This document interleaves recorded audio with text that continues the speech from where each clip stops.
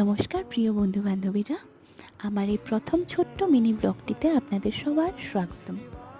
তো আজ আমি নিয়ে এসেছি ছোট্ট একটা ব্লগ।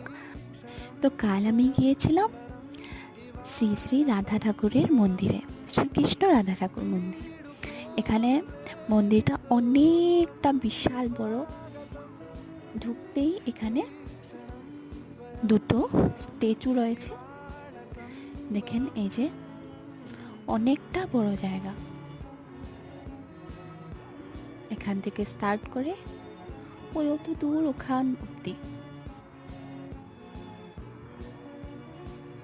ভক্তরা প্রণাম জানাচ্ছিল। এই যে, এই হলো রাধা মাধব মন্দির, রাধা কৃষ্ণ। এখানে ছিল শিব মন্দির। এখানে অনেক বছর